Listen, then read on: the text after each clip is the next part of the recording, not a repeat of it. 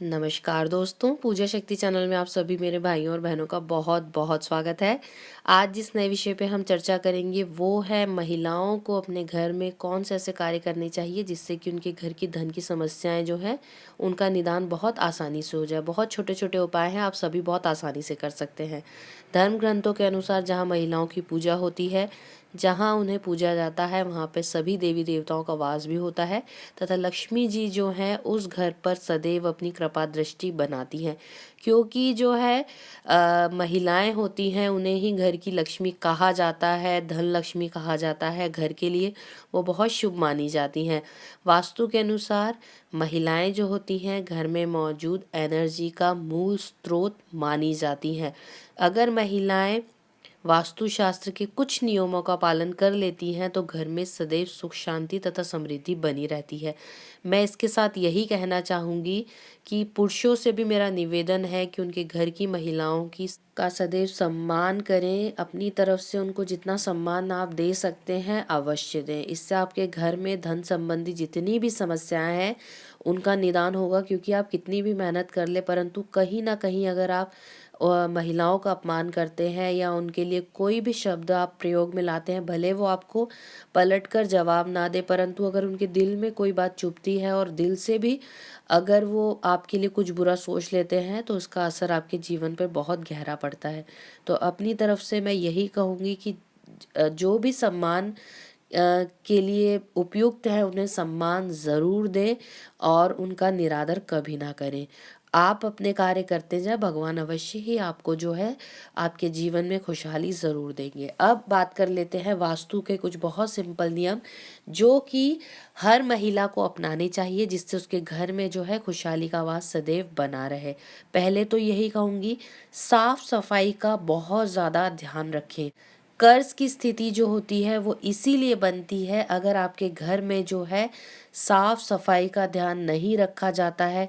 साफ सफाई सिर्फ मैं ये नहीं कहूँगी कि झाड़ू पोछा आपने कर लिया है तो आपके घर की साफ सफाई हो जाती है। आप ये देखें कि घर का जो मंदिर है वो साफ है या नहीं। बहुत ज़्यादा अगरबत्ती की जो लकड़ियां हैं वहाँ रखी तो ये पुरानी रुई जो जली हुई दीपक होते हैं, मतलब दीपक जो है वो साफ है कि नहीं। मंदिर की सफाई का भी ध्यान रखें, तभी जो है आपके घर में देवी देवताओं का वास होने लगेगा। इसके अलावा महिलाओं को सफाई के तुरंत बाद नहाना चाहिए। सफाई करने के बाद अस्वच्छ रहना भी वास्तु में गलत माना जाता है। इससे बीमारियां भी आती हैं, आपके अंदर भी नेगेटिविटी आती है तथा घर के अंदर, क्योंकि मैंने जैसे आपको पहले बताया है कि महिलाएं वास्तु के हिसाब से घर की एनर्जी का मूल स्रोत मानी जाती हैं। क्योंकि सारा जो घर रहता है महिलाओं पे ही आश्रित रहता है। महिलाएं ही हैं जो मैं कह सकती हूँ मेन पार्ट घर का महिलाएं ही होती हैं वास्तु के अनुसार। तो आप जो है ये आपके लिए भी गलत रहेगा कहीं ना कहीं। तो आप जब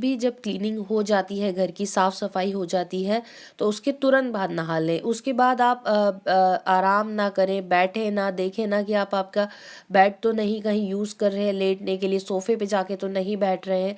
अगर आप थोड़ा थक गए हैं तो हाँ आप थोड़ा रिलैक्स कर लीजिए, परंतु यही कहूँगी कि सफाइयाँ करने के बाद इमीडिएटली नहा लें तो आपके लिए बहुत ही अच्छा जो रहेगा तथा आपके आसपास भी नेगेटिव एनर्जी है वो कम रहेगी।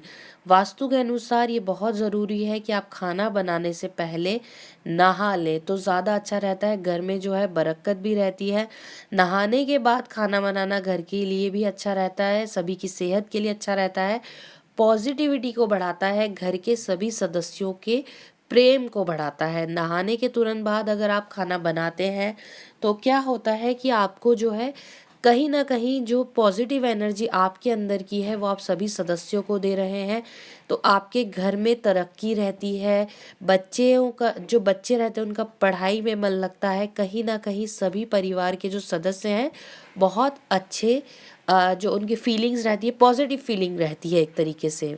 अब जो अगला उपाय है इसके लिए मैं यही कहूँगी, आपका अपना मत होना चाहिए करने के लिए।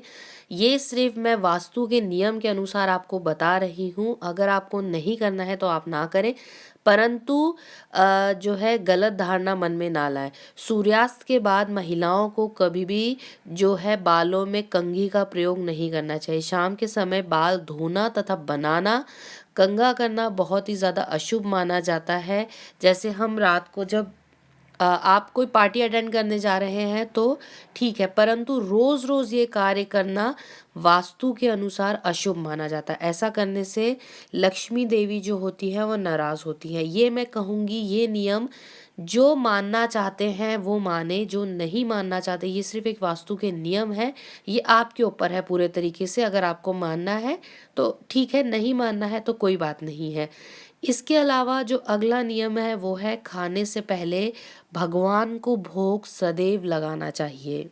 तो भोग आप कैसे लगाएंगे? खाना बनाने के बाद घर के किसी भी सदस्य के भोजन करने से पहले खाने का जो भोग होता है भगवान को लगाना चाहिए। अब आप किसी भी देवता को मानते हैं, आपका कोई भी धर्म है, अगर आपने घर में भगवान को विराजमान किया है, उनकी तस्वीर रखी है, तो उनके सामने थोड़ा-सा भोग ज़रूर लगाएँ। घर के मंदिर में भोजन की थाली रख दें, फिर उस भोजन को सारे खाने में मिलाकर जो है घर के सदस्यों को आप दीजिए। इससे क्या रहता है, माता अन्नपूर्णा की कृपा आपके घर पे बनती है। घर की बरकत जो होती है बहुत बढ़ने लगती है, घर में कभी भी किसी चीज़ की कमी नहीं होती है। ये कार्य तो मैं कहूँगी अवश्य करें। ये छोटा-सा कार्य है परंतु इसके जो रिज़ल्ट्स रहते हैं परंतु जो हैं बहुत अच्छे और मैं कह सकती हूँ बहुत धन के मार्ग जो है ये खोलता ही है उपाय। अब अगला जो उपाय है वो है बार-बार गुस्सा कभी ना करें। बार-बार गुस्सा करना, चिढ़ना घर में नेगेटिव एनर्जी को भर देता है। वो चाहे पुरुष हो, चाहे महिलाएँ हों, आप इस बात का ध्यान रखें। मैं समझ सकती हूँ घर में बहुत सारे कार्य होते हैं, हमारी दिन भर की जो कार्य रहते हैं उससे हमें बहुत ज़्यादा जो है परेशानियाँ हो जाती हैं, मानसिक अशांति हो जाती है। परंतु घर के अंदर अगर आप बार-बार गुस्सा करते हैं, अशांति करते हैं, तो इससे आपके घर में ही नेगेटिव एनर्जी बहुत बढ़ने लगती है तथा बैड लक अपने आप ही आपके घर में आने लगता है। तो चाहे वो पुरुष हों, चाहे महिलाएँ हों, आप इस बात का ध्यान रखें कि घर में जो है चिड़-चिड़ करना, गुस्सा करना, इस बात को आप ये जो कार्य है आपके घर में नेगेटिविटी लेके आता है। आप खुद ही उस चीज़ का सोर्स बनते हैं कि आपके घर में जो है नेगेटिव एनर्जी आए तथा आप खुद ही उस चीज़ को बढ़ावा देते हैं। तो इन चीज़ों से बचें। आपको गुस्सा आता है तो थोड़ा-सा जो है मैं कहूँगी आप कोई दूसरे कार्य में लग जाइए परंतु बार-बार गुस्सा ना करें। चाहे वो आपको बहुत ज़्यादा गुस्सा आ रहा है तो मेडिटेशन करें परंतु गुस्से को थोड़ा कंट्रोल करें, तो आपके घर का जो माहौल है अपने आप ही पॉजिटिव होने लगेगा। अब अगला आखिरी नियम, घर की सफाई का खास ध्यान रखें। घर में स्वच्छ ही पॉजिटिव एनर्जी को और गुड लक को अपनी ओर जो है आकर्षित करता है। यदि घर का कोई भी हिस्सा गंदा अस्वच्छ होता है तो वहाँ रहने वाले लोगों को दुर्भाग्य का सामना करना ही पड़ता है। वास्तु शास्त्री भी आपके घर पर आएंगे। आप कुछ भी कर लीजिए, आप कितने भी उपाय कर लीजिए, कितना भी आप है भगवान को मना लीजिए, परंतु अगर आपका घर अस्वच्छ है, आपके घर में गंदगी है, बहुत पुरानी चीज़ें पड़ी हुई, जूतों का ढेर है, इधर-उधर फैला हुआ है, कपड़े फैले हुए हैं, तो आपके घर में कभी भी जो है लक्ष्मी देवी का वास नहीं होगा। आप कितना भी कमा लें, आपके घर में धन आएगा आपके भाग्य से, परंतु घर के वास्तु का खराब होना आपके घर से उस धन का आगमन या कह सकते हैं अ, धन आता तो है परंतु वो जाता भी उसी स्पीड में, जिस स्पीड में वो आएगा उसी स्पीड में वो चला जाएगा। तो इस बात का ध्यान रखें कि घर में स्वच्छता का ध्यान रखें। किचन की सफाई बहुत ज़रूरी मानी जाती है हिंदू धर्मशास्त्र में भी तथा वास्तु के नियम के अनुसार भी। घर में जो है बहुत ज़्यादा गंदगी का वास ना रखें। भले आपके घर में बच्चे हों, थोड़ी सी मेहनत लगेगी परंतु यही कहूँगी कि साफ सफाई का पूरा पूरा ध्यान रखें।